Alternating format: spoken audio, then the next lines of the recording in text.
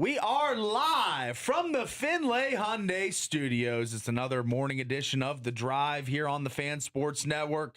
And we want to thank you for being with us this morning. It is Tara Atkin. It's Paul Ratliff. We are guiding you through today's show as the double has made his way to the great Pacific Northwest. Yes, yeah. Rainy and cold. And that's right. There's a 100% chance of rain for the next 3 days. So I hope he, survives the floods. That's par for the course up there. And he grew up in that region of the country, so I'm sure he's braced for it, ready to go. So he'll have a great time up there. Maybe we'll connect with him sometime tomorrow to get his breakdown of Thursday Night Football, which should be one of the better Thursday Night Footballs all season long. Tonight. Yeah, exactly. 2 11-3 teams vying for NFC West supremacy. Yes. Winner of that game most likely wins that division and is the 1 seed in the NFC. So Rams and Seahawks. He's going to a big game tonight. He is.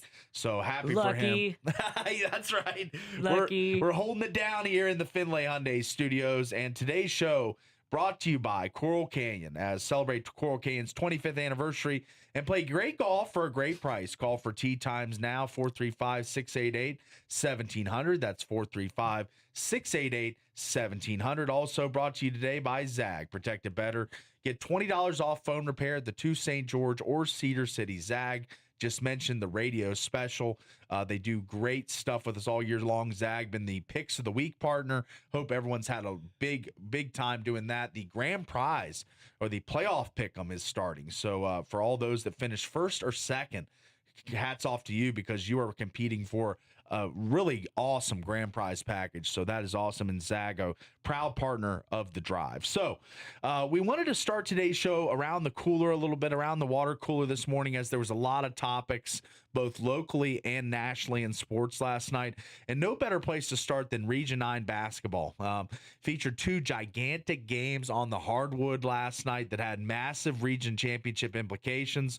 We had Crimson Cliffs, Pineview, and we had Dixie and Hurricane. So let's start with the Dixie and Hurricane game, as that was Dixie used a huge second half to propel them to a 71-58 win over the Hurricane Tigers. And man, just watching this game, seeing it play out, you were there, of course, too. Yeah. I mean, it was sloppy in the first half for both teams. Not a lot of scoring, a lot of missed shots. Me and Caden kind of commented that it seemed like there was tops on the baskets. Like, there was nothing going in, really. I mean, it was a very low-scoring first half. It was, yeah. It was good. They were fighting and it was back and forth. It was a lot of back and forth, yeah. But like you said, a lot of missed shots from the foul line, which, for free throws, it would have been a completely different game. But absolutely. Brigham Kemp missed, I believe, 5 free throws in the first half. So, that was a struggle for him. He did end the game ultra productive, as always, 28 points. Oh, yeah. But like we mentioned, the struggles from the free throw line at the beginning of the game and into the second half, that really hurt them overall. We got a clip here, as for anyone watching on YouTube, and we invite everybody every day, if you are at the office or not by your radio, you can always tune in live on YouTube. We go live every single day that Tara's here. So you could see the videos we bring into the show and stuff like that. And this is a clip from last night. This is a big 3 from Kemp. Oh, this is this is 3 of Brigham Kemp's 28 points, as he was the game high scorer last night. They didn't come out with the W, but here's a 3 from Brigham. Beautifully, tic-tac-toe passing from those Flyers, and it finds the hands into the big man Simmons. Oh. Yeah. Okay, and I was kind of commentating on the last play, basketball, quick turnaround, but Kemp nailed the 3 there to tighten this game up. I mean, it was tight at a lot of stretches, but then this was the guy that took over the game ultimately, as we have Colin Simmons here making another decisive play in this game. Howard for somewhere to go, finds it inside, quick pass, Simmons, bang! And it was a touch pass. It was a beautiful, he barely even had it in his hands and just lobbed it over to Colin Simmons, who power dunked it down, and it was 2 of his 19 points. Him and Chaz Holbrook both ended the game with 19. Chaz and Colin playing that 2-man game all night. They were really good working together and creating space for each other. Colin Simmons, the tallest guy on the court last night, is Hurricane. Clyde Barrett, who was a Dixie, I mentioned on the broadcast, Clyde Barrett was a Dixie player just a year ago, moved to the Hurricane boundaries, was playing for him last night. You saw that battle between Barrett and Simmons throughout the night. Barrett giving up some height to Simmons, but he did a good job on him for most of the night. But then the fatigue, just having to deal with him and rein him in all night long, Colin Simmons eventually got his, as he averages 19.3 points per game, and he had 19 last night to buoy the Flyers to victory. Elsewhere in Region 9, we had another game and another crew out there. That was Ben Lindquist and Eric Ludenbach, guest host as Double D is, or guest color commentary guy as Double D is up in Seattle. So those two had the game between Pineview and Crimson Cliffs last night. Yeah. And man, what an upset it was, as Crimson Cliffs defeated Pineview in the pit last night in a thriller, 66-63. This was a back and forth affair that featured multiple lead changes and a fight to the finish, and featured 2 of the region's top stars in Jelani Ojegba and McKay Lindquist. So we've got a clip here from the game. This is late. The Panthers leading by 2 at this time in the fourth quarter, 58-56. Crimson makes a big play here. You know, I like to say sometimes so bad it was good. When you see the constant attention, there are 3 guys on Lindquist, and he finally gets an open one, and he lets it fly. It's got to feel like a Christmas miracle to that young man. It's got to feel like a Christmas miracle. That's right. He was not having much space all night. Pineview did a good job defending Lindquist, and Crimson did a good job defending Jelani Ojegba. Both the stars kind of frustrated throughout the night. But yes, Pineview does fall in the pit, which is a rare thing. Yeah, to it the was Crimson, shocking. to the Crimson Cliffs Mustangs. I'm sure Coach Murdoch got to be overjoyed with getting a road victory in region against a team that was, at the top of the Deseret News rankings, in Pineview Panthers. So, yes, 2 great games in Region 9 action last night. The score in the Hurricane-Dixie game not as tight as the Pineview Crimson game, of course, but it was a competitive game late into the second half. Dixie kind of propelled to victory late. So, that was your 2 games in Region 9 last night that we covered on the Fan Sports Network. We also had Utah Tech, as they had their coaches show yesterday.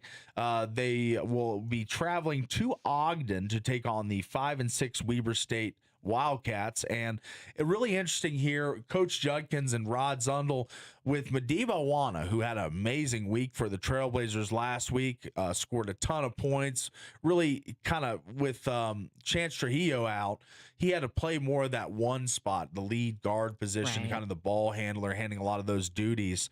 So, this was last night, Rod Zundel talking to Coach Judkins about the coachability of Madiba Wana. And I thought this was interesting, and we'll go ahead and play it. When you have those kind of discussions, some players resent that, but not him. He's taking what you want him to do, and you can see it on the court. Yeah, and most of our guys do. I mean, that's the first thing we talk about when we bring them on is, hey, we're going to push you. We're going to make you the best player we can make. And it's not I'm mad at you or I'm yelling at you for that. I'm trying to make you and sometimes you have to take that and you have to say, hey, coach is right, and I got to work on this. And everybody wants to score. I mean, that's the whole idea why you play. It's fun to score. But you have to do it together, and you have to there's got to be a time. Otherwise, teams are just going to double team him and say, okay, somebody else beat us. And if he doesn't pass the ball, they're going to win. So the team is really coachable. I love that part. We're getting better.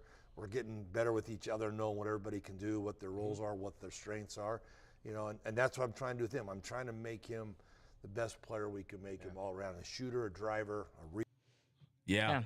And he is becoming more of a complete player under John Judkins. From year 1 to year 2, the development of Madiba has been great. I'm just so overjoyed that he stayed at Utah Tech. He probably had offers at other schools and in the portal if he were to enter the portal, but he decided to stay at Utah Tech. The comfortability factor, he really loves the area, the coaching staff, his teammates, and he is starting to become burst onto the scene. Not the greatest game against Justice, as he only had 5 points in the game, but other guys really starred in that one. It was Noah Belonga, 19, Ethan Potter, 16, Tanner Davis, 10.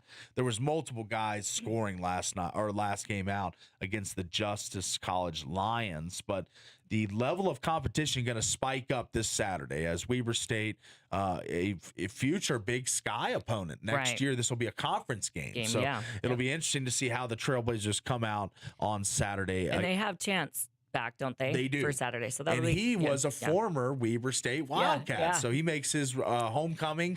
And I've actually met Chance's dad when I was calling a game, and Devin's mentioned this as well. He was wearing the same hoodie.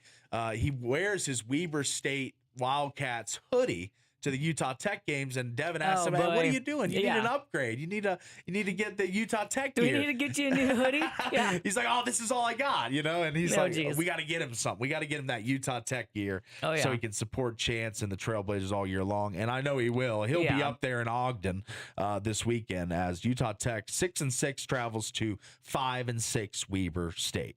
And lastly, we had a local double dip in hockey last night. This was an interesting little 2-pack of games because they were both on TNT, nationally televised. So for anyone that hasn't done the Mammoth Plus or any of that and is unable to watch on a nightly basis, you saw them take on the Red Wings last night in Detroit. Yes. Just had a nice game against the Pittsburgh Penguins where they won in overtime down 3 goals. Yeah.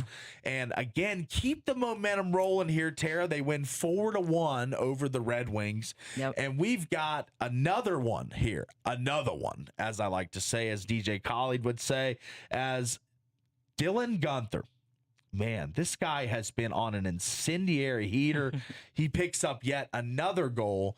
This made it 3-1 last night against the Red Wings. This is Dylan Gunther and his team leading. I want to make sure I get this right. His team leading 16th goal of the season. Down to 4:15 remaining. Centering pass broken up. Held in by Sergachev for Hayden. Oh, and it's kept out. And then they score! It's Gunther who gives Utah a 2-goal advantage with 4:08 on the clock. And they would ride that 2-goal advantage to the end of the game and ultimately win 4-1, get the empty netter to expand the lead over the Red Wings, who are a solid team. It's 19-13-3, doing pretty decent, a 10-7-1 team at home. Mammoth, not the best away from the Delta Center, 9-11-2 this season, but they pick up their second road win in as many tries. So this is a nice little resurgence here with one of their top guns on the shelf for 2 months in Logan Cooley, but they're still finding ways to win. Like you said, Gunther's stepping up and really filling in that absence for Cooley. Yeah, the scoring load. Been, really picked up the slack, you're trying to say, right? He has. He's been scoring, assists, all kinds of things. So yeah, he's doing good. It's awesome to see his development in year 2 in Utah. He was amazing last year. Kind of wondered, is this kind of what he's going to be? He was a high draft pick. I remember, watching Gunther last year and thinking, man, this guy's got a ton of skill. I mean, if they can pair him with some good line mates, this is a guy that's going to be a pillar of the future. And he has been. So leading goal scorer on the Mammoth scores another one. Mammoth win 4-1 last night. And I was watching this game after we got home from our high school assignments last night as I picked it up around the second period, middle of the second period. The Las Vegas Golden Knights, who had won 8 out of 9 in the last 9 games, 8-0-1. They do fall last night in the shootout 2-1 to the New Jersey Devils, and it wasn't because of Carter Hart lacking. 32 saves for the newest acquisition. 970 save percentage. He was the 3rd star of the night. Pavel Skorofiev had another goal. He continues to pile on to his great season. And the star of the game was Jake Allen, the goaltender for the New Jersey Devils. And this was in the shootout. The highly paid acquisition, Mitch Marner, has an opportunity to extend the shootout here, and this is what happens when he goes out front. Nice power move, but unable to convert. See the numbers. Here he is. He scores! They waved it off, yeah. New Jersey wins the shootout. Chris Lee. It was poke check and then in off of Marner right away. Great call by the official. No hesitation, and the Devils with a huge shootout win. Man. Yeah, kind That's of a tough just rough. beat. It Yeah. is, yeah. I mean, it looked as if he beat him, kind of got him leaning, and then he just made a great move with the stick, and Marner had to kind of kick it. He did. So He kicked it in with the skate. So it just Can't do that. cannot do that. You can't do that. And Unfortunately. so they do fall 2-1 in the shootout, and it ends their 9-game point streak. How about that 9-game point streak for the Vegas Golden Knights, who we were talking about? Double was a little scared, when during that losing streak with the goalie uncertainty and all the things that were compounding for the Knights. Right. But yeah, Carter's come in and been great for him. He has. I'm glad that they acquired him. I know it was kind of risky with all of his, back history and everything, but Sure.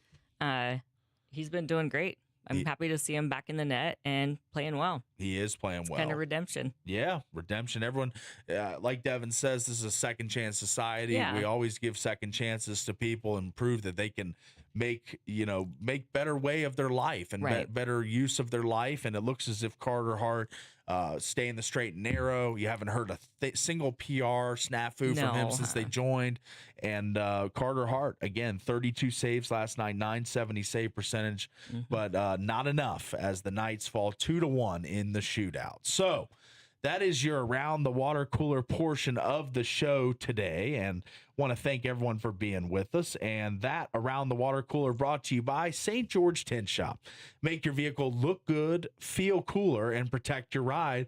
Book your tint today. Just call 435-704-8657 or Google St. George Tint Shop today. And also Color Country Custom Coatings. JC is offering a limited time deal, $400 off a permanent ceramic coating. But hurry, this offer won't last. Call JC today at 678-283-8124. Color Country Custom Coatings. Protect your vehicle with the ultimate finish. We're going to grab the quick break and be back with a lot of different topics today. We've got so many things. The show, as Devin likes to say, is jam-packed. So we're going to come back with hard-hitting sports takes right after this quick break.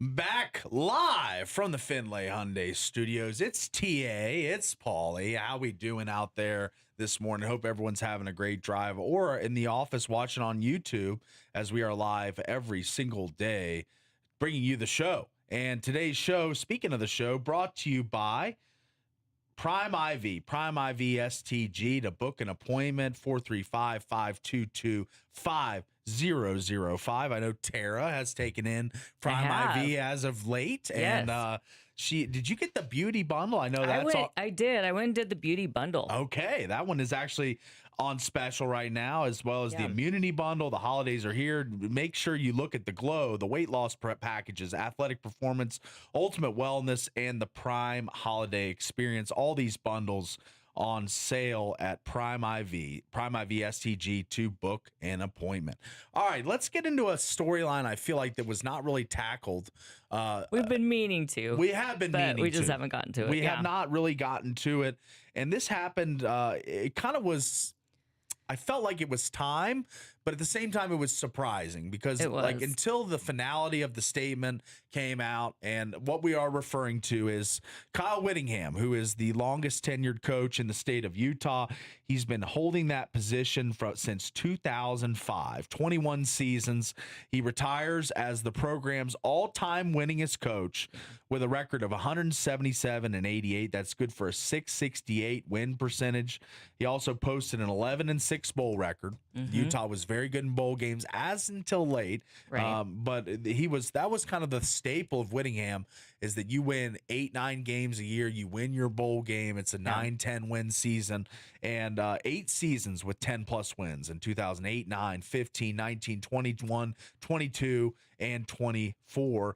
3 conference titles, Mountain West in 08, and then the Pac-12 titles. I was at both of these games in 21 and 22 against USC and Oregon. He defeated both those teams to ultimately get them the 2 Rose Bowl appearances, which was kind of a staple of the program. It was a big moment for Utah football, being in Pasadena, playing Ohio State and Penn State in back-to-back years. And as someone who was at a Rose Bowl, and it was a loss where Cam Rising got hurt once again, still the energy around the program, I don't think that anyone brought more excitement to Utah football than Kyle Whittingham, with all the legends he had, with Alex Smith and Star Latulier and Steve Smith and Eric Weddle, and just the names, just Jordan Gross, the names just fire off on my mind because he's had so many great NFL players that have come from Utah football. Right. So, I mean, for Whittingham, like, if you could encapsulate Kyle Whittingham in a phrase or one word, I know it's kind of a snap reaction question for you, but if you had to say one word about Coach Whittingham and his career that he's had at Utah, how would you encapsulate that? I mean, he's kind of the Nick Saban of Utah. I like that. You know what I mean? Like, he's just the iconic coach, and people are going to remember him for a very long time. Like you said, he's developed so many great players that have gone on to have good careers in the NFL. And so people are like forever going to look back and remember Kyle Whittingham. That's right. Just kind of like, people are going to always remember Saban. He's just kind of that iconic coach for us. You've lived here much longer than I have. And so you've been in the state of Utah for longer, of course. Yeah. And so you've been in the state, you've been watching Utah football for longer than me. Yeah. And what is the feeling among your friends, family, Utah fans that this has got to feel painful for them, even though at the same time it came. Like you said, it's kind of felt like the last couple of years, it's kind of like, is this going to be it? Like maybe he should hang it up, kind of go out on a winning, high. Yeah. And so for a while, couple years, at least for sure, the last 2 years, it's kind of like, it might be time. It's kind of a waiting for him game. to retire. So we've kind of been waiting for it. But I think, he's still such a great coach. And we were at the hockey game last Friday. Yeah. We were covering the Utah Mammoth. Yeah. And this was just right after he announced his retirement, that it was for sure. And he was at that game, and they showed him, on the Jumbotron or whatever. And the crowd just went wild. Yeah. I mean, just to kind of show how loved he is, the entire stadium, standing ovation, cheering for him, kind of sending him out. And it's like, thank you, coach. Like, we love what you've done for us. And we're sorry to see you go. But at the same time, it's kind of like, I think it is a good time. Yeah. good time for him to go, but Appropriate time, right? an appropriate time. Yeah, because he is getting old. He is getting old. He doesn't look old. No. He looks really young, but like 50 is what you kind of guess. But no, he's old. He's what, 60? Yeah, something? I think Like he's getting old. He's in his mid 60s. I mean, he's definitely been around for a while. 21 seasons. Yeah, you know, 21. that's a long time to commit to a school, and he's poured his entire heart, soul into the Utah football program. He has. And as far as the way he'll be remembered as, I think he's the elder statesman. He's the guy that everyone respects in the college football community. Like, even when I lived on the East Coast and you'd see these lists of the top 25 college football coaches, he'd routinely be in the top 10. And I'd be like, who is this Whittingham guy? I don't know who this is. The names like Saban and Kirby Smart and all the top guns and like the SEC programs. And Ryan Day at Ohio State. And there's like Steve Sarkisian. But I would stack Whittingham against a lot of those minds, because a lot of the offensive minds get kind of the main billing when people are talking about like the best coaches in the country. Yeah. But Whittingham is a defensive maestro. He knows how to coordinate defense at a high level, produce draft picks, produce star players, get these guys groomed for the next level. And I think that's one of his biggest attributes, is his ability to produce elite level defensive players and play elite defense. I mean, that was one thing about college football in the Big 12, is when Utah moved to the Big 12. Big 12's always been a league of video game offense, scores of 65 to 48 and stuff like that, like high scoring. And it feels like Utah, when they came, and even BYU with Jay Hill, but we're talking on Utah, they brought kind of a hard edge to the conference defensively. They kind of brought another level of defensive intensity and a level of defensive execution that I hadn't seen in a while. And this year, they had the Kansas State game where they ran all over them and stuff. There's been games where Utah's let up defensively. But I go back to the season, the last one in the Pac-12, and this was one that Whittingham would probably want to have back. Cam Rising may be healthy. A lot of things may be different that year. You had Bryson Barnes, a true walk-on, starting your entire year. Yeah. But that was the thing about that year. All the fans knew it was a lost season. You're playing all these different quarterbacks and stuff, and the offense is averaging a really low point total.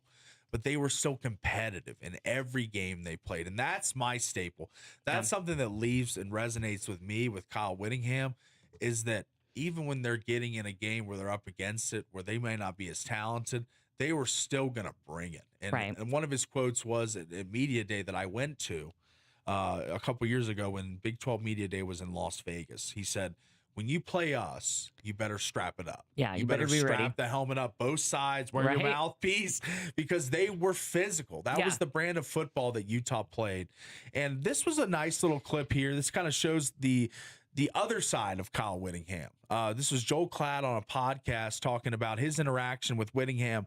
When he was doing a game for Fox, he had the prep meeting, the production meeting, where you ask the coach the questions and stuff. And it just shows a little kind of insight on Kyle Whittingham's personality. Let's go ahead and do this one. Kyle Whittingham at Utah is going to step away after 21 seasons as the Utah head coach. I love Kyle Whittingham. A quick story that I wanted to tell you, because Kyle's a competitive dude and he's very in shape. You can tell, on the sidelines, he's in incredible shape.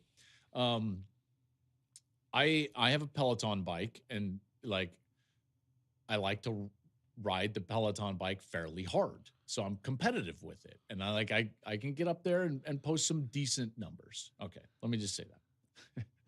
Don't worry. This is not about me. So Kyle walks into our production meeting. This is 2 years ago, I think it was. We're in town to do a Utah game. And on Fridays, we meet with the home coaches. And Kyle always works out right before he walks into the production meeting. And that's how he's always done it, and he always walks in with a towel around his neck, and he sits down and he's still sweating a little bit, and he does the production meeting. And I always love our conversations because, again, he's honest, he's forthright, loves his team, and he does it the right way. But he sits down, and he was like extra tired, and he was sweating hard. And he sits down and he goes,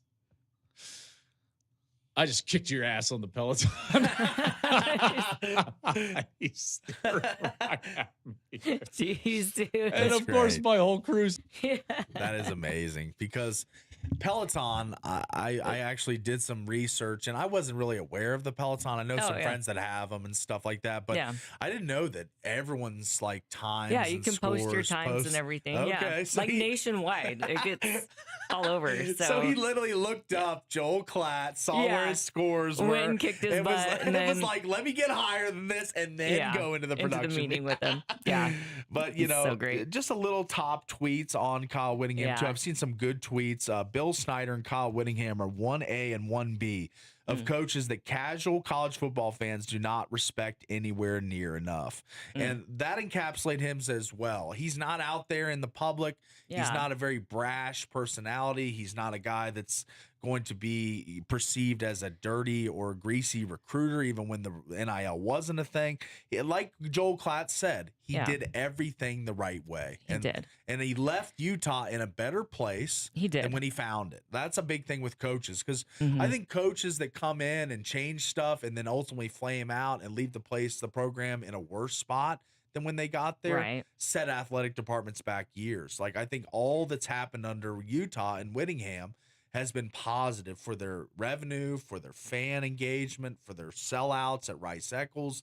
They've got an impressive sellout streak under him. So everything financially, from the love of the game perspective, I mean, I think he was a winner in just about every regard of college football. He was, yeah. And, you know, he not only developed great players, he developed great coaches. So, I mean, a lot of coaches that coached under him have gone on, you know, Kalani Sitake and Gary Anderson and Aaron Roderick. And there's all of these coaches, too, that coached under Kyle Whittingham. Yeah. And now are great, you know, head football coaches like Sitake or, you know, coordinators and, have great success in that aspect, too. So it's not, you know, he's not just a great player coach. He's a great coacher's coach. You know, he's just developed so much for just the whole realm of college football. Yeah. So I would agree. And that's a legacy. That's a cool thing to be able to say that. Right. Yeah. You can see the branches spread and all the different guys and where they are. A lot of them at BYU. I mean, Kalani, you mentioned, you know, another one, Jay Hill coached under. Jay Hill, Kyle Whittingham, of course.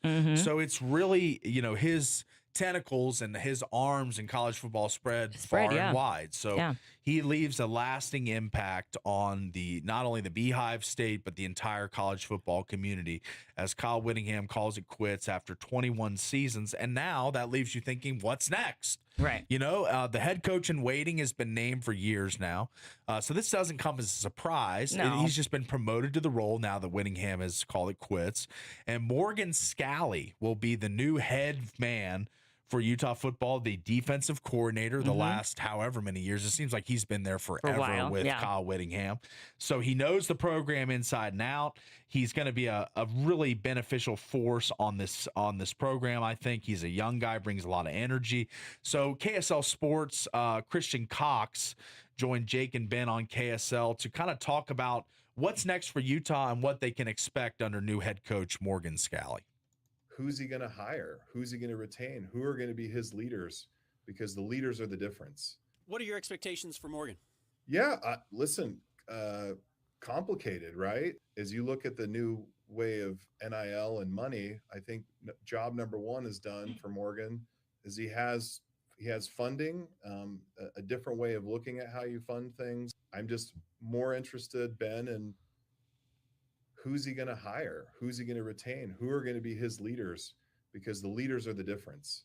I think there's guys like Eric Weddle, whose son is phenomenal at football, ex-players, ex-friends that are knee-deep in the coaching space, but have to want to go put in the time because coaching, just like business, there is no easy way to land recruits. It's a grind. It's on the road. It's relationships. But Morgan is perfect for that.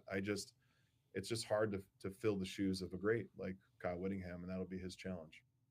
And replacing a legend is always super difficult. You look at those are big shoes to fill. That's so hard to be that next coach right after him. I mean, it's one of the harder jobs, not taking the job, but being the guy that follows an all-time legend. You think about Kalen DeBoer at Alabama. Yeah. He had to follow maybe the greatest coach of all time. Yeah. And they're in the playoff, but they've lost 3 games, and people are melting down. Alabama fans melting down, saying we need to fire this guy. We need to find a new coach, Right? Because they're so used to Saban's expectation. Exactly. So now, I think Utah fans are used to the Kyle Whittingham standard, winning 8, 9, 10 games a year, going to a bowl game, going to a Rose Bowl, going to a conference title. Yeah. Those were all things in the realm of possibility under Whittingham. I just want to see that continued, and I do believe Scalley's the right guy for the job. He's been within the program. He's been a Whittingham disciple. He's learned everything inside and out about the program from the guy that had the most successful tenure in the history of Utah football. So the hand-picked successor, I've got to believe that he is going to be the right man for Utah football. I think so. I've got high hopes for him. I do too. This studio stands in solidarity with Morgan Scalley. That's right. Sure. All right. Well, that is your kind of a little bit delayed kind of encapsulation and review of Kyle Whittingham's retirement and Morgan Scalley taking over as the new head man for the Utah Ute football program. All right, that was a great segment and something I really wanted to get to. We've been so backed up with so much stuff happening the last couple days. And that segment was brought to you today by Wilkinson's House of Lighting and Decor, recognized for the 5th year in a row as the best lighting store in Southern Utah. Proud sponsor of Region 9 Athletics. They've got their lamp room dedicated to lamps from simple to exquisite. Shop where the locals shop, Wilkinson's. All right, we're going to grab the quick break. Be back with a little more of a fun segment here. Who are some of the athletes that are going to be getting coal this holiday season? We'll get into that right after this.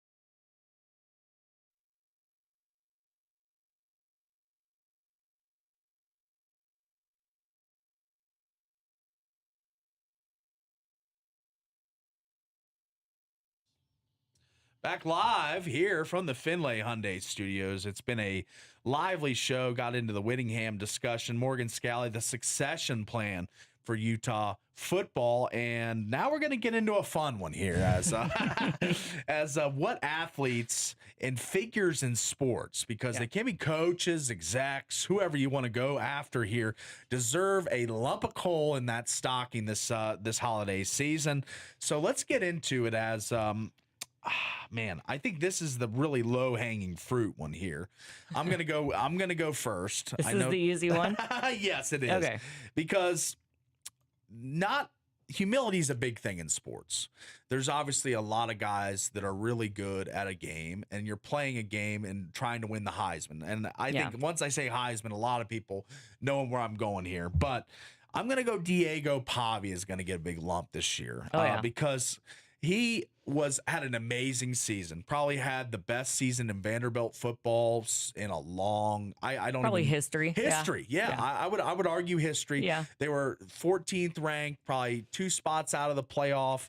And this guy just he comes from New Mexico State. He's an Aggie. He transfers to Vanderbilt, goes through the system, and I rooted for this guy at New Mexico State because he was kind of that underdog story, kind of undersized, not a huge Vandy, arm. kind of the dark horse. And, like Vandy, never a great SEC team, always the bottom feeder. So he kind of revived them and brought excitement to Vanderbilt football, made them legit again.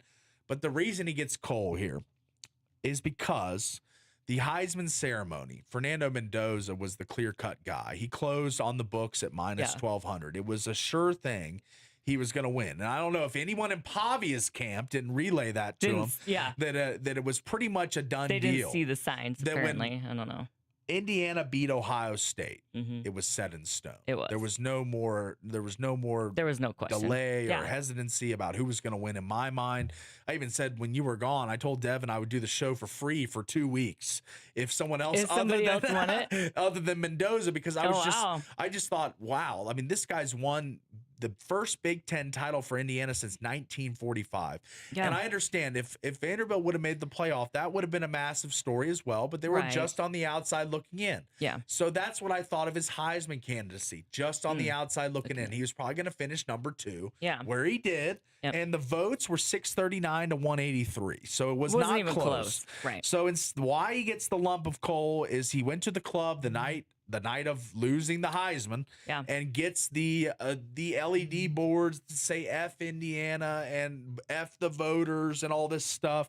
And then he issues this apology, this huge apology, and says, I've been doubted my whole life, my whole career. It's kind of put a chip on my shoulder. And that's kind of why that response came out. Exactly. It's not an excuse. So he gets the lump of coal for me.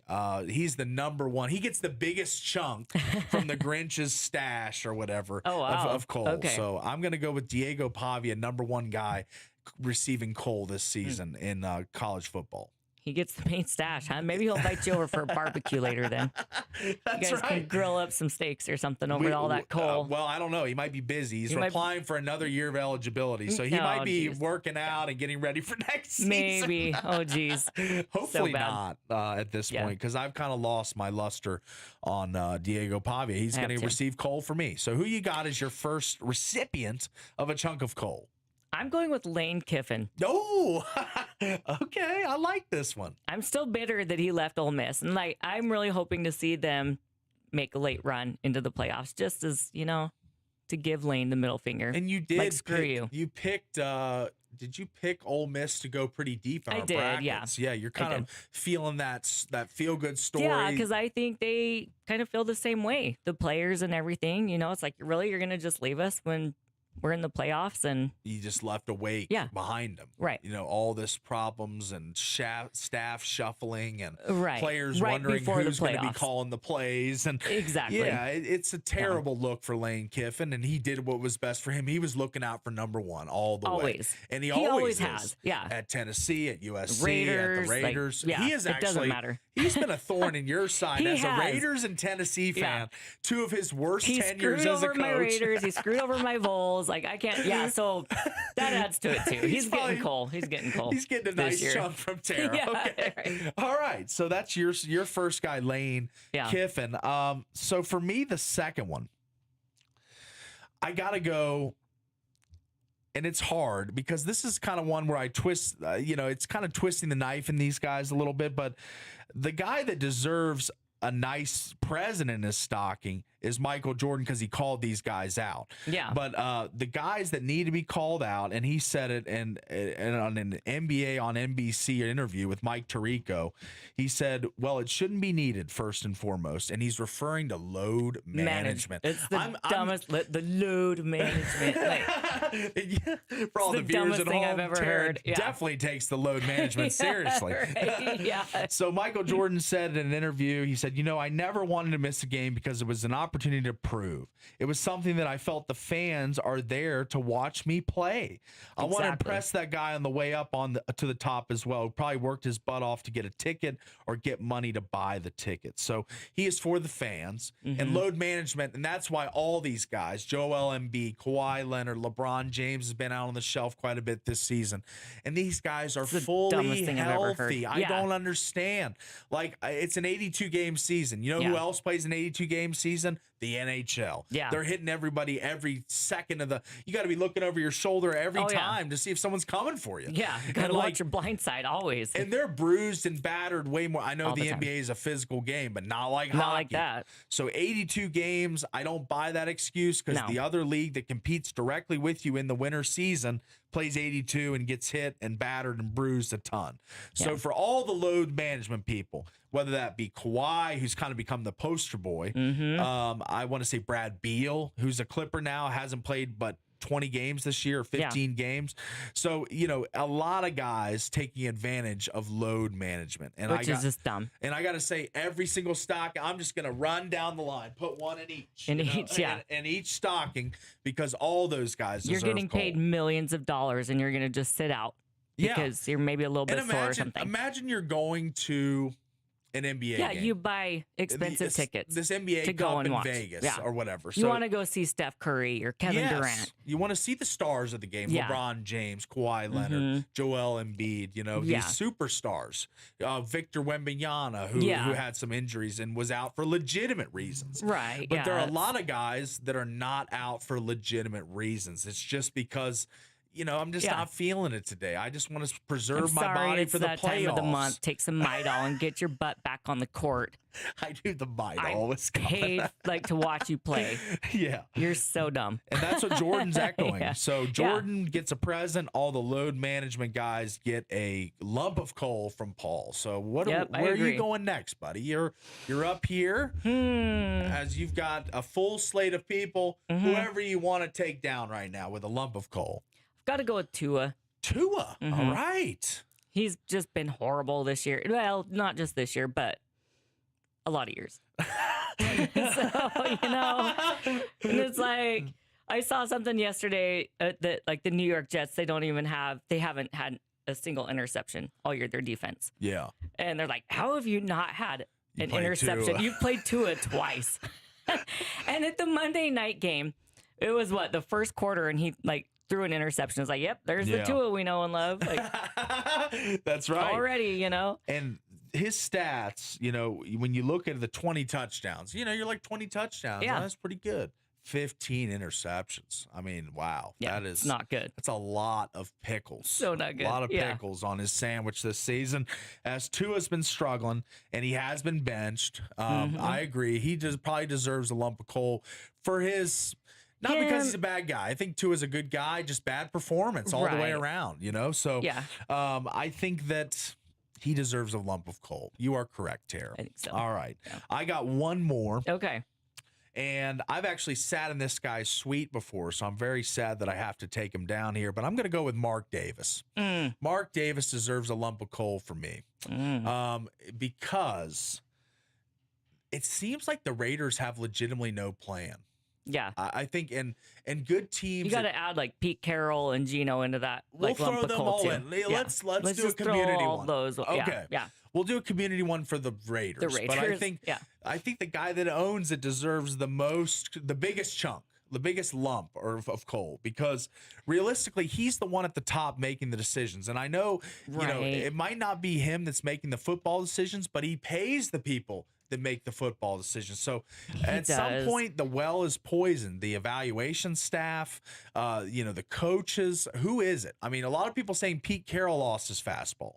Yeah. But Pete Carroll, I don't think has the roster to compete this season. And like, that's what so many people attack the coach, and they never attack the GM who's assembling John the roster. Spytek, yeah, and he needs to be thrown under, like, into this Overboard. the coal bus too. But it's like, how much does Mark Davis micromanage? Like, does he let John make all the decisions, or is he kind of like always in John's ear, like micromanaging, telling him like who he wants to bring in? Because Davis seems kind of like a Jerry Jones, right? Like, he wants to be more involved and have control. Yeah. I'm hoping not, that, you know, so he kind of hires people and lets them do their job, but it doesn't really seem that way. But seems like he meddles. Right. He meddles a little bit.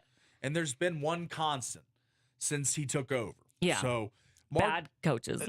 Bad coaches, bad performance on the field, one playoff appearance, I think, with Derek Carr. And I really think that was it. The entirety of the playoff. Yeah.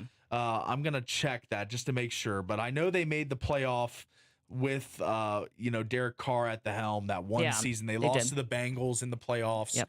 And it was kind of a short stay. Yeah. But under Mark Davis, since he became the principal owner following the death of his father in October 2011, the Raiders have made the playoffs, I was wrong, twice. 2021, where they lost to the Bengals, and 2016, they finished 12-4 under Jack Del Rio and lost in the wild card. So they have made two playoffs since 2011. Yeah. That is 15 years now. Right. 15 years, you make the playoffs twice. Bad. And the constant in those 15 years, there's been different coaches, there's been different players. There's been John Gruden was your coach, Jack Del Rio, Antonio Pierce, Pete Carroll, all different players, different you know, evaluators, talent evaluators, GMs. But the one constant has been Mark Davis. So that's why he gets the lump of coal for me. So pretty interesting stuff. So, but I see we're running close to the time in the hour here. So that was our, you know, most deserving recipients of coal this Christmas season. So really enjoyed that. That was fun. Lane Kiffin, Diego Pavia. It was fun being bah humbugs, like telling everybody they're getting coal. That's right. We'll spruce it up in the second hour, have some festive songs to get back in the Christmas season again. But there were some people that deserved coal. Yeah, they did deserve it. And I like to give people what they deserve, good or bad. So we were very judicious. We talked about it throughout the morning prep, through the breaks, and we found the people we thought most deserved it. Yeah. All right. And that's going to wrap the first hour up here. And the first hour today brought to you by a number of different sponsors. Coral Canyon Golf celebrating their 25th anniversary. Go out and play 435-688-1700. We'll be back with the second hour right after this.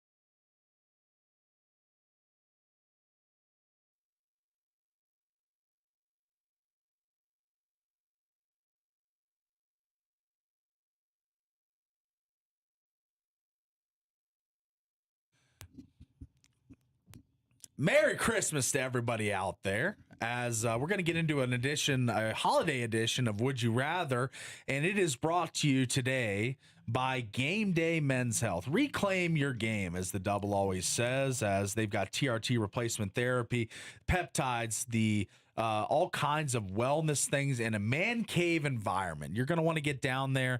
You can call or text to book an appointment. I've always thought that's a huge thing for dudes, because For dudes? yes, I'm not a big, well, actually I do like to call people. I'll say that, but people that I want to talk to, I'll make time for. But when I'm busy or something, I just want to be able to fire a text and book an appointment, get your free T-test at Game Day Men's Health. All right, let's get into it here as a holiday edition of Would You Rather on the drive today. As I've got the questions, we're gonna kind of toss these around, see which one where we slant in here, because I think some really tough choices. All right, let's get started with one that is pertinent to me this year: Christmas vacation or home for the holidays. Oh, Which do you prefer? And obviously, you've done some great cruises. You've gone on some great Christmas vacations. Yeah. But does being home for the holidays have kind of a nice feel and a great vibe for you? Which one would you rather go with here? vacation. Vacation. All right. All right. Yeah. She likes to be wheels up, get out of here for a little bit. Kids are out of school. You've got time off work. Yeah. Like, we're going somewhere, and we're going somewhere nice and warm. All right. Going to the beach. Wants the warm temps. I want the vacation. Yeah. All right. So this is kind of a double for me here, because I am going home for the holidays, and it's kind of a vacation. So, you know, it's kind of, I kind of get to eat my cake and have my cake and eat it too in this example. But eat my cake and have it too. Nice one, Polly. Really great job there. I know. They pay me to do this for a living. Yeah, I know, right? So I'm going to go home for the holidays as a kid, but nowadays I'm probably with you. I'm probably on the vacation side of things. But I loved the home for the holidays as a kid. It was amazing. Even in college, like when I'd come home, when you get to go it home, would feel amazing, because you'd get that. I think in West Virginia we had like a month-long break. Oh, so nice. It was kind of a great time to see friends, family, get back in the, out of that college environment and back into a good, wholesome, fun environment with the family. Home-cooked meals. Yeah, exactly. No more dining hall food and all that.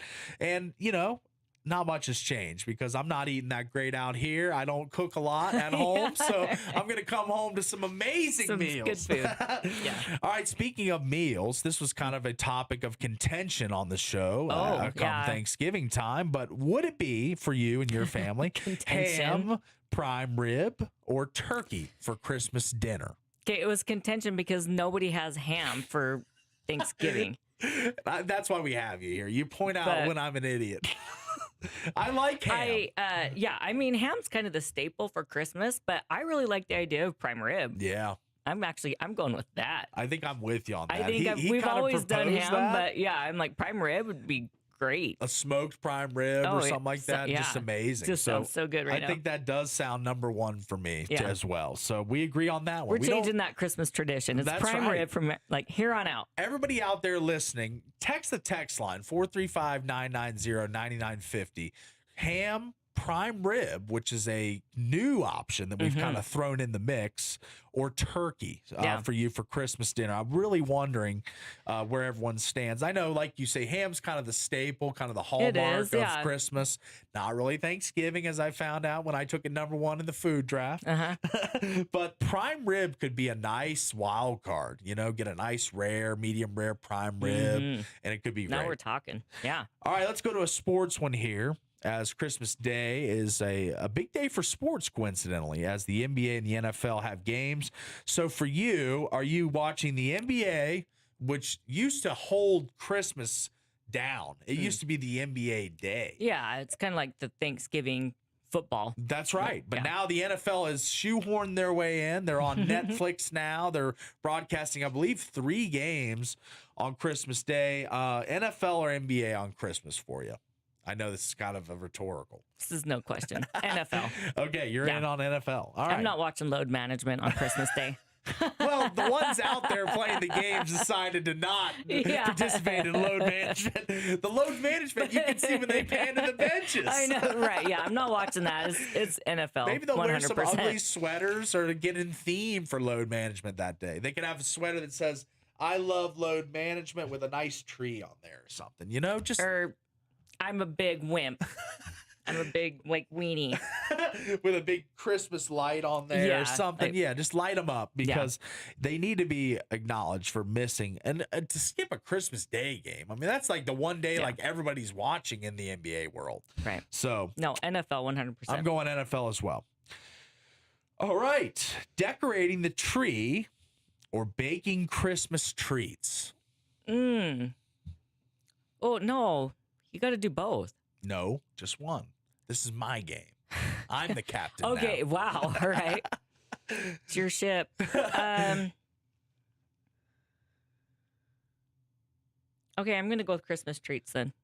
Treats? Yeah. Okay. All right. Yeah. Are you a good baker? I mean, I've had your like to bake. salsa. I've had some stuff that you've made. But Yeah, I like to cook. I haven't had the baking of your baked goods, so I'm just wondering. Yeah. You're good at it. All right. Yeah. All right. So you're going baking Christmas treats. I eat my cookies. I don't know.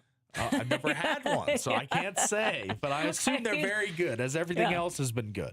Let me go with decorating the tree here. I like the tree. You like to decorate? I don't love the wrapping the lights around, but I do That's part of decorating the tree. I know, but so I you like have the to do that. ornaments. I like the ornaments. I delegate that to my sisters or my mom or dad to wrap it. I just do the ornaments. You don't get to delegate. If you're going to decorate the tree, you have to do all of it. Okay. Well, so you have to wrap the lights. You've got to put up the ornaments. But I'm not a good. You got to get the star on the top or whatever That's you right. put up there. We go star. Okay. Yep. All right. Well, I'm not too good at baking, so by default, I'm gonna go decorating the tree. Okay. All right. All right. Next one here: college football playoffs on Saturday. This coming Saturday. Yeah. Or the NFL Saturday slate. There's a few games on this Saturday NFL. Are you going to be dialed into the college or the NFL? I will be dialed into both, but I am more interested in the college. Boom. That's why you're here, because you know what's more important. Right. You know what's more important. I'm going to be dialed in for sure to the playoffs. Yeah, the college playoffs. But I'm in on the playoffs, and like you can still kind of have I'll still have NFL on my other screen. Second screen. Yeah. Yeah, that's right. All right. And what's the latest on the development for the second TV, if Trevor's listening? I'm still getting kiboshed on that. Okay. And I have so much room on one other wall that I could put like another TV screen, but he keeps saying it won't look good. And I'm like, no, it will. It'll look fine. We can take down all the family portraits and just put another TV up there. That's right. It's like, it'll what look are we good doing? when these eyes are seeing two screens. Yeah. When I'm totally wall-eyed. Like, yeah. All right. Yeah, I just wanted still just latest update on that. We're hoping that I even comes tried through like for Black you. Friday when there's a lot of like deals on TVs and nope. No. Okay. Kiboshed. Kiboshed. Well, So. kiboshes happen from time to time. So Yeah. it is what it is. All right, let's go to the next one here as Christmas carols with the family. Do you ever do that? Have you ever really gone out singing and stuff? I know it's not really a top 5 Christmas tradition. Yeah. But, I personally don't do that. okay. But I have had Christmas carolers come to our house. Okay. And it's awesome. I So love let's it. yeah, all right, let's flip this a little bit. Okay. Christmas carols, doing them or hearing them, people come to your door like you say, or hot cocoa in a Christmas movie. Hot cocoa in a Christmas movie. All right. She likes the hot cocoa. Marshmallows or no? Oh, yeah. Gotta Okay. have marshmallows in there. Yeah, that's right. I like the marshmallows too. All right, I'm going to go Christmas carols with the family. I'm not you've heard me sing on our trips to the Mammoth games. I like to sing along. So that's a horrible choice then. I know, yes. Like I feel bad for the people you're caroling to. Well, I kind of just mouth the words. Oh, really? That's what I do. I kind of look like I'm there, putting in effort. But you're not But there. I just want to be with the group and go out and do the thing. One of my mom's like childhood friends used to have a Christmas party every year where we'd all get together and we'd eat, we'd hang out, we'd watch stuff on TV, kind of fraternize with everybody. And then after all that was done, it was like, all right, let's go out. And then it'd be like 2 hours of caroling. And I didn't love it, but I'm not a big hot cocoa fan. As much as I like coffee. Or Christmas movies? Yeah, that's another thing too. Like Rudolph the Red-Nosed Reindeer, that was one of the staples of my childhood. Loved that one. Not like Die Hard or I mean, like there's some Die good Hard. like Christmas movies you I can do. watch. Elf. Now I've got National a machine gun. Ho, ho, ho. I like that. I do like Come Die Hard. on. Now There's that's some a good topic ones. for another day, is Die Hard a Christmas movie, but that's a whole nother wormhole we could go down. Yeah. All right. All right. And lastly, a present for someone else or something you've been yearning for all year. I'm more present for someone else. Okay. Yeah. All right. I like that. Yeah, I like to gift give. I'm a big fan of that. So there are certain things that every year I don't make a list anymore, of course, at this age. You don't? No, I don't. You don't do a PowerPoint presentation like my kids did on like what they want for Christmas and stuff? Normally it's not as guarded anymore. It used to be a list and you didn't know what you'd get back, or a PowerPoint. I've done a PowerPoint before, actually, for my grandparents when I was young. But nowadays it's a kind of a casual question. When they hear I'm coming back home, they say, oh, what sounds good this year? What do you need? It's not what Cash. do you want? What do you need?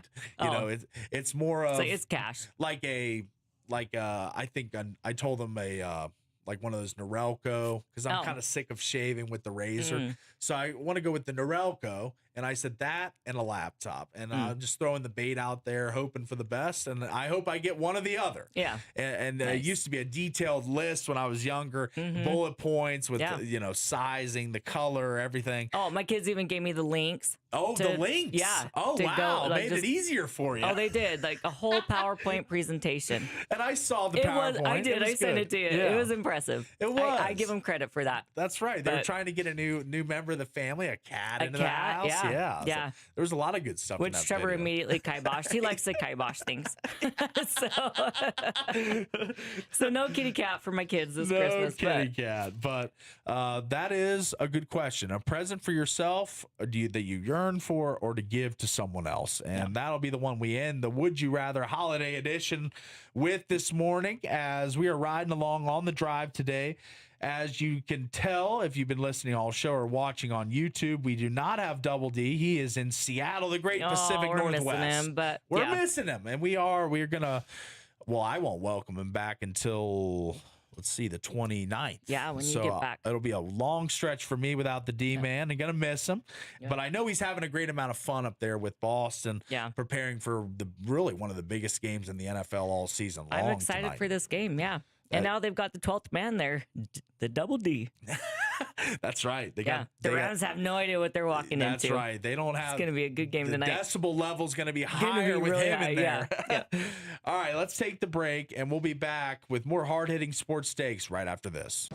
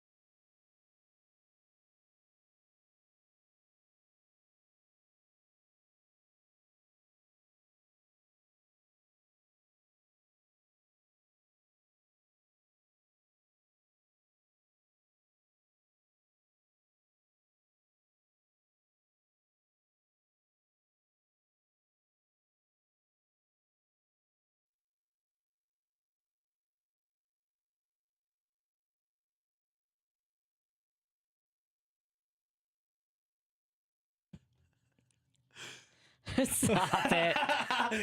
Your music choices always keeps me. It's always fresh. I'll just You say don't like that. Bubba Sparks? I do. I'm saying it's a good song. You know. It was a good song.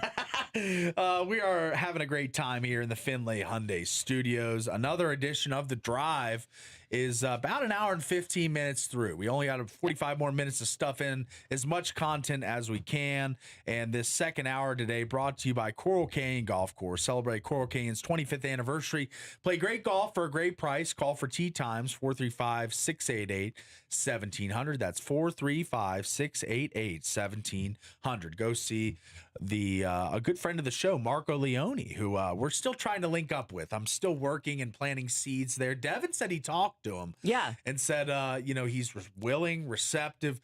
He just wants to know that I am on the other end. That you're going to get some lessons. Yeah. That's right. I'm going to go through the process and try and get to be a better golfer, because you were gone at Andy's softball tournament. I was, Sunday, unfortunately. But I did duck out of a golf outing. I should have gone. Yeah, you did. You called my shot. You called my shot for me. But I pledged to them, and I said in a group chat, and it's in writing that I'll be at the next one. So there's no ducking out of that one. So it might be at Coral Canyon Golf Course. Go book your tee time for the holidays now. All right.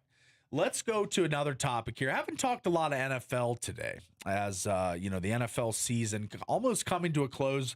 I'll be at Eureka tonight at the William Hill Sportsbook. Me and Caden Formaster doing the edition of From the Bleachers, live from the Sportsbook, and Thursday Night Football. We got a good one tonight. It is a good one. We'll go into the Thursday night game a little later, make picks, predictions, maybe a prop, but we'll get into that game in a little bit. But right now, let's jump into what quarterback on what roster, what team do you trust the most going into this season coming up? And I know we got Lee coming on at 8:30, so we will get to a break before then. So this will be kind of a quicker segment. Quick one, yeah. So as you look at the quarterbacks presumably going to be in the playoffs, and when you just look at the standings, you can kind of figure out who the playoff teams will be. And the playoffs aren't set yet, of course. There's a lot of things still in flux. But you're probably going to see the Patriots. You're going to see the Bills. You're going to see the Steelers. You're going to see the Jags. And you're going to see the Broncos. Those are going to be some of the teams in the AFC, as well as the Chargers, the Texans. Some of those teams will be in the mix. So in the AFC, you've got the Patriots, Bills, Steelers, Jags, and Broncos. Those are your division winners. Of those teams, what quarterback in the AFC do you trust the most heading into the playoffs? I think you know this answer. I know. And I think anybody who's listened to this show is a rhetorical question. Knows this answer. I'm going with Drake May. You are. And he is right now the second leading contender in the MVP race at plus 425. He's had an incredible season. By the book standards, he is the best quarterback in the AFC because he's the leading AFC quarterback to win the MVP. I totally buy that at this point. I do too. And I did want to make a confession, but it will take too long in this segment. But it'll make you happy. I kind of mentioned it in the break, but we'll talk about that. I'm not going to get the confession live, huh? Maybe tomorrow. We'll kick that can down the road. Okay, but how many other quarterbacks can hit like 21 miles per hour to run downfield and block for your running back for like Travion? That was crazy. He's a team player. He's all in. And he's going to do whatever it takes to win. He's not just trying to like pad his own stats. He's a team player. He wants to win. And I trust him.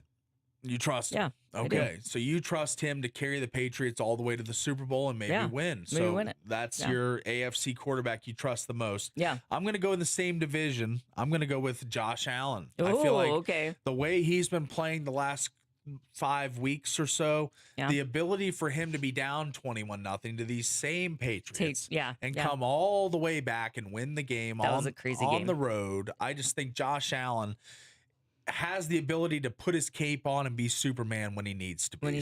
So I trust him the most with no Mahomes, no Lamar, no Burrow, presumably in the playoffs. I think it's a weak quarterback field this year in the AFC, and I think I've said it on this show before, if any year for the Bills, this is the year. This is the year. All right, let's go to the NFC real quick as we've got Lee coming up shortly. All right, let's go to the division winners in the NFC, going to be the Eagles most likely, either the Packers or the Bears. the Bucks or the Panthers, and the Rams or the Seahawks. The NFC a lot more, it's still in play, still not determined. But of all those quarterbacks, what team's quarterback and gunslinger, signal caller, leader, field general, whatever you want to call him, is the one you trust the most? I got to go with the Rams, Stafford. Yep. Okay. And I am on Stafford as well. I mean, okay. Yeah, we agree. We actually didn't even talk about this in the break. So we did not. And Stafford is having a magical season. 3,722 yards, 37 touchdowns passing. And guess how many interceptions? Take a guess. You can count 5. them on less than one hand. Oh. Wow. She hit it. Really? 5. Yeah. 5. Wow. Yep. And a QBR of 69.7, which is good for 4th in the league. The lack of interceptions, 5, tied for 5th, lowest in the league. And the 37 touchdowns, number 1. So I agree with you there.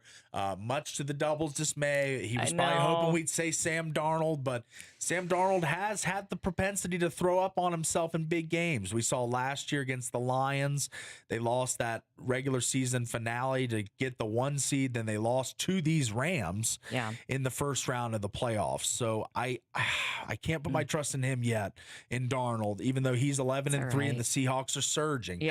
I still believe more in, if I was just picking a singular quarterback, I'm probably going to go with Matt Stafford as well. So those are the guys we trust the most. So I like Josh Allen and Matt Stafford. Tara likes Drake May and Matt Stafford. So we do agree on something. Wow, that shocks me. Right? Yeah.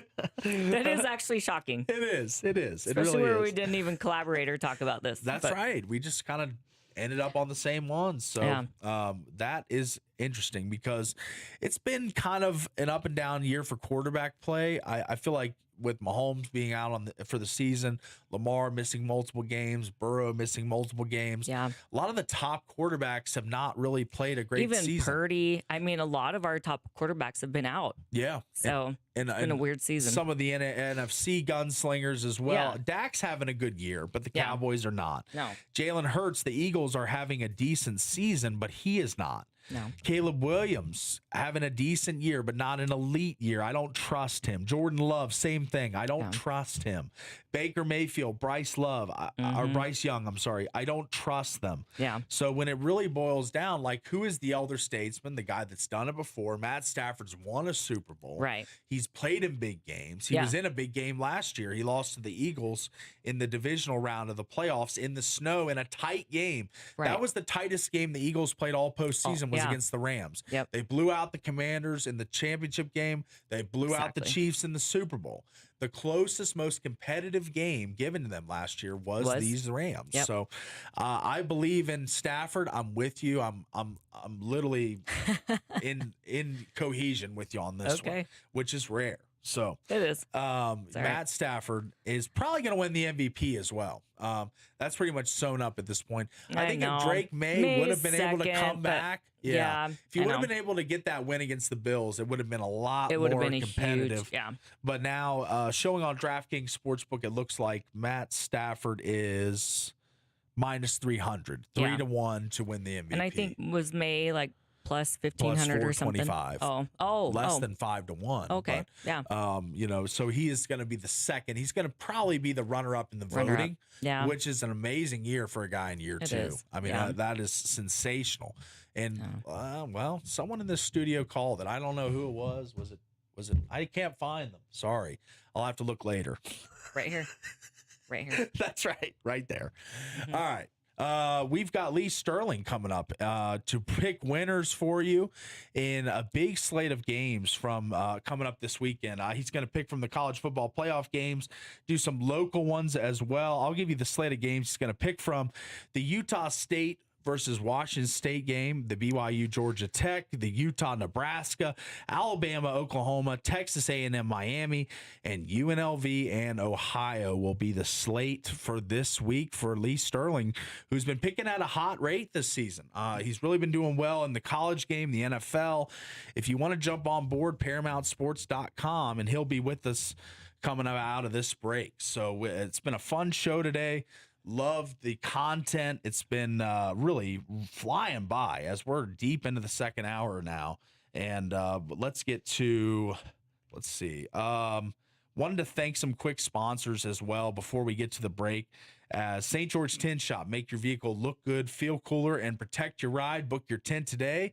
Just call 435-704-8657 or Google St. George Tint Shop today, as well as Color Country Custom Coatings. JC is offering that limited time deal, $400 off a permanent ceramic coating. Call right now, 678-283-8124. And also, lastly, want to thank Prime IV. Tara got the beauty bundle. You should too. Go book it today, 435-522-5005 or Prime IV STG to book an appointment today. We're going to grab the quick break. Be back with Lee Sterling right after this.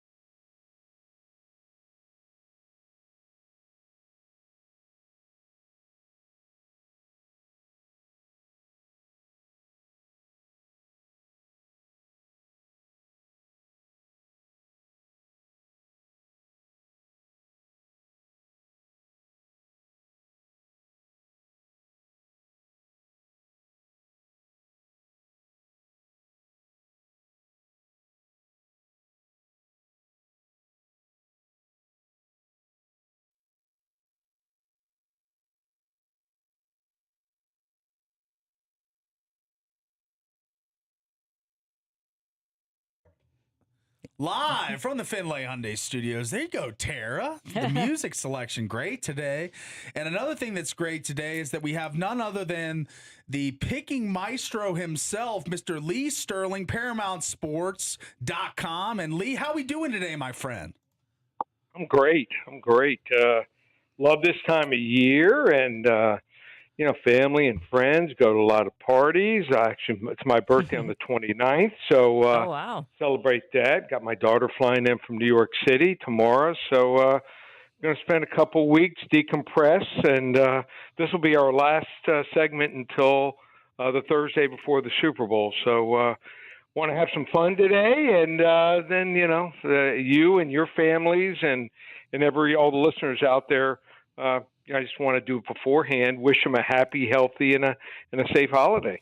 That's awesome, and we are hoping for the same for all the listeners and for you, Lee, as we know you're a pie expert and connoisseur, but we had another culinary question we were throwing around earlier on the show. Are you a turkey, ham, or prime rib guy on Christmas Day? Where do you fall in that debate?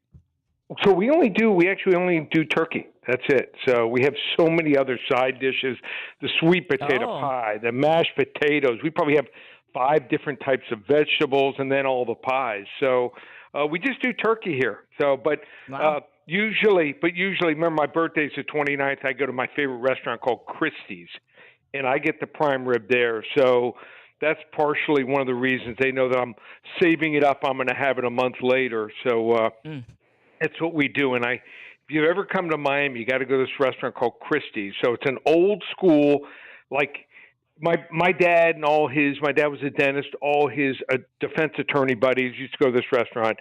I mean, just old school Miami steakhouse. And probably the greatest Caesar salad you'll ever have. If you like a lot of dressing.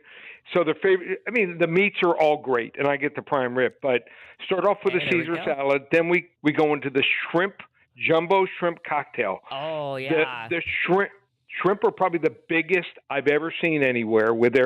They make their own cocktail sauce, and then when you finish everything up, you have a baked Alaska. So they pour the Grand Marnier sauce on it and light it on fire. The 3 different flavors: vanilla, strawberry, and chocolate ice cream, whipped cream on top. It is to die for. And then you walk about 5 miles around Coral Gables just to work it off. That's right. Okay. You get that whole Neapolitan on top, chocolate, vanilla, and strawberry. What a topping that is for a great dessert, it sounds like. And a guy that's been picking games at a great rate this whole season, Lee. We're getting into the bowl games at this point, and this is where the hay is made, the last opportunity in the college game to get your bets in. And let's start with a team in the Beehive State as the Utah State Aggies and Bryson Barnes, Bronco Mendenhall taking on Washington State this season in the bowl season, and right now 2.5-point favorites for Utah State and the Aggies. Yeah, last year Washington State head coach Jake Dickert left. Syracuse put up 606 total yards in the Holiday Bowl on them. Poor Washington State. They've been in constant flux the last couple of years in a conference of 2 with coaches and players moving in and out. Expect more of the same as head coach Jimmy Rogers left after just 1 season to take that Iowa State job after Matt Campbell departed for Penn State here.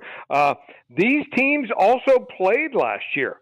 Cougars ran for 303 yards in that game, but it's not going to be happening again here. You want to have that coaching staff that is ready to go, and I think it's going to be Utah State. You got a coaching staff that's just put together by piecemeal, and they're just looking for other jobs or have 1 foot in, 1 foot out. Makes a difference here. I like Utah State here, 32-25. Nice. All right, let's go to BYU versus now Georgia Tech as Notre Dame bowed out. So they are 4.5-point favorites for BYU. What are you seeing here?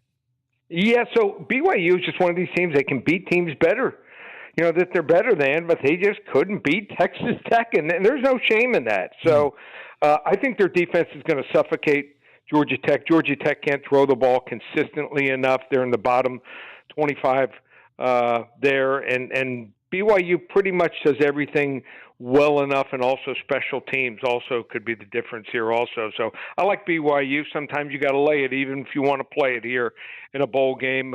I think BYU wins this game something like 28-20. Okay. All right. BYU taking home that Pop-Tarts Bowl title, according to Lee Sterling. All right, let's move to the next one. Another Beehive State team. The Utah Utes traveling to a familiar confines of Allegiant Stadium to play in the Vegas Bowl this year against Nebraska, who Dylan Raiola has opted out or entered the transfer portal. Big number here. Utah by 16 and a hook, Lee. What are you seeing? Yeah, same with the running back, top running back. Going to skip this one here.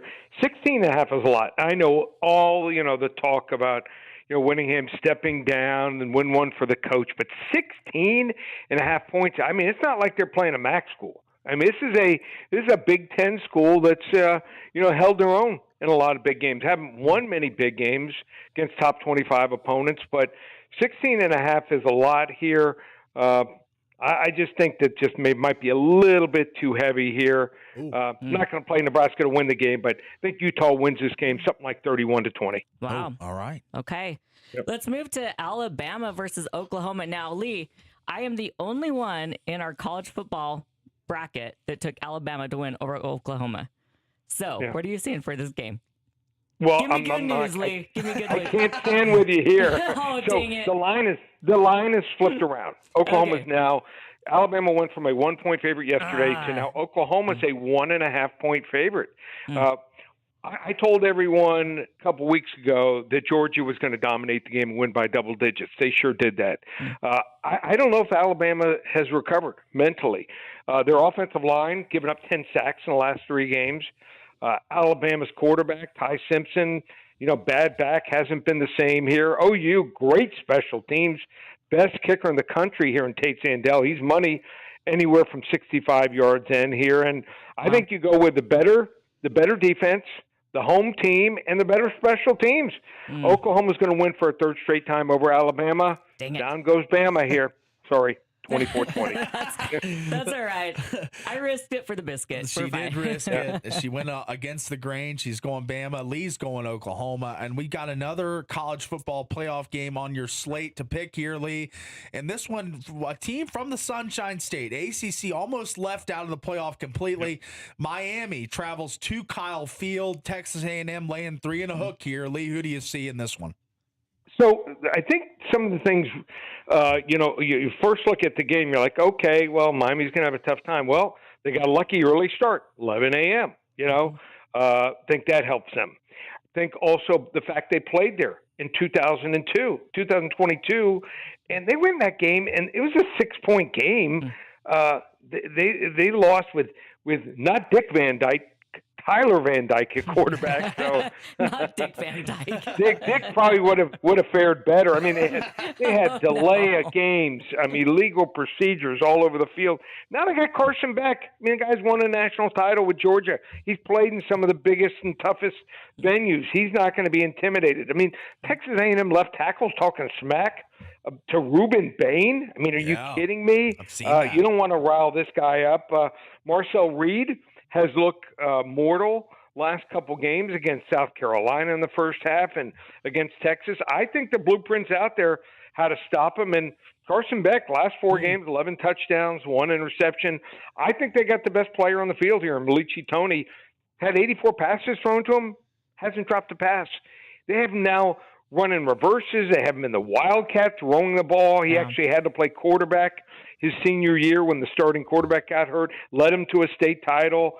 They're better as far as turnovers, +9 in turnover ratio. A&M -7 here. Wrong team favored. Miami pulls the upset. Last year, 4 straight favorites. All favorites won opening round. Not this weekend. Canes win it outright, 24-23. And that's who I got in my bracket. And Devin and Tara on A&M. I'm glad I'm with Lee Sterling and Paramount Sports. And Lee, we've got one more game to pick here. And this is your game of the week. Tell the listeners how they can get this game. It's UNLV. They're laying 5 against Ohio, who just fired their coach for some malpractice within the program. Mm-hmm. Yeah, I mean, you can only use your imagination what that probably is. So, I mean, you got a plum job, one of 136 in the country, and you blow it.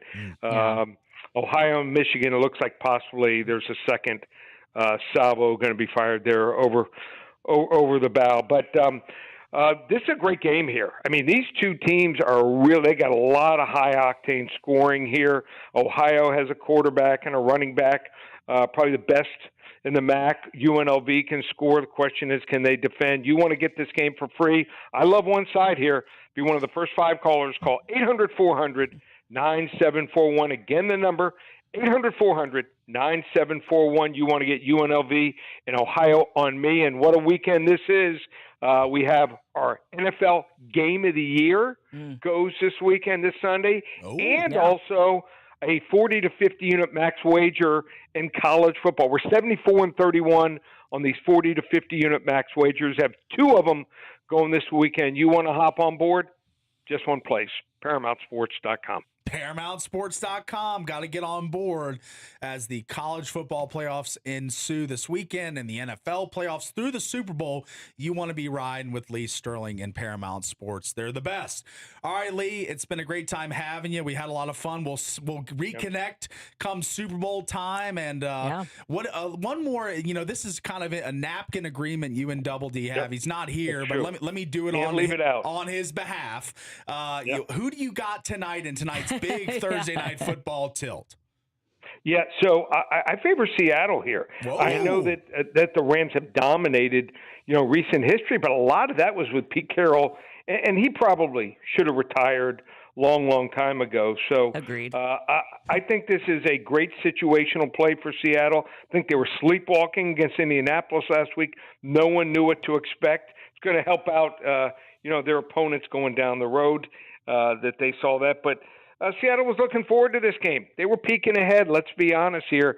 Can Sam Darnold be as bad as that first game? 4 interceptions, and they still had the chance to win it with a 60-plus yard field goal. I like Seattle here. I think they take control of the division here, 28-20. There's one guy in the Pacific Northwest with the initials Double D that is very excited to hear that. All right, Lee, thanks so much for your time, and Merry Christmas. Enjoy the holidays, my friend. Sounds good. Take care. Be safe. All right, that is Lee Sterling making his slate of picks for the college bowls, the playoff games. He kind of threw in a little bit of everything there for the bowl extravaganza. All right, we're going to take a quick break and be back with the wrap of the show and picks on our Thursday night football picks right after this.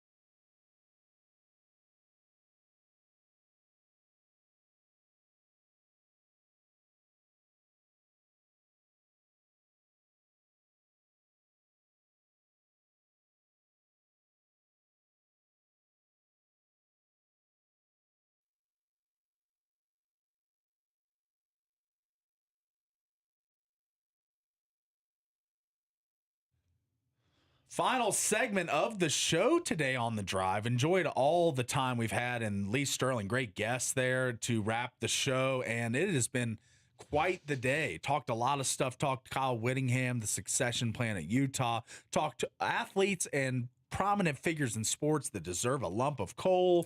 Talked about Region 9 recap, which, last night in high school basketball, Crimson Cliffs and the Thriller, we weren't there, but we've heard about it. And, man, It was a tense game at the pit as Crimson Cliffs emerges victorious 66-63. The game we were at was the Hurricane Dixie game, and was a really competitive first half, back and forth kind of slugfest, and then Dixie opened it up in the second half, wins 71-58. So that was the finals last night in Region 9 basketball, and I think it's time we get into Thursday night football because one of our team has spread his wings and flown up to the Pacific Northwest for what is the biggest game of the season. I mean, he picked this is big. He picked the biggest one. He got the best game for sure against the Rams, the division, the tie, the 11-3 records for both teams.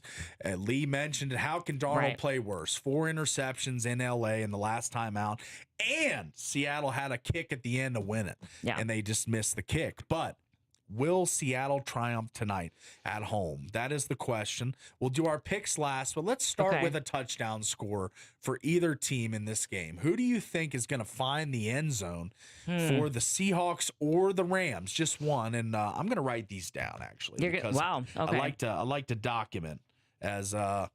So who do you think will score tonight for the Rams or the Seahawks? This is hard because Devontae, I think, is going to be out tonight. He is. So, that's a hard one.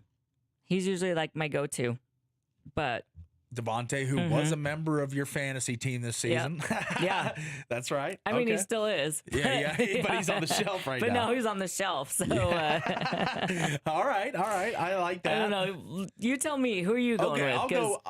You always make me go first. I know. It's ladies first. I'm trying to be a gentleman. I know. But let me go first. All right.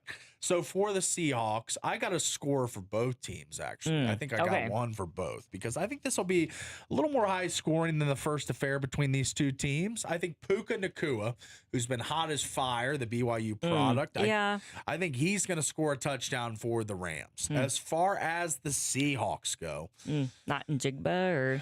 Well, he's on the Seahawks, so I can still go with Njigba, That's what I'm saying. Like, okay. I could, and I might, but I am actually feeling Kenneth Walker, the running back for the Seahawks.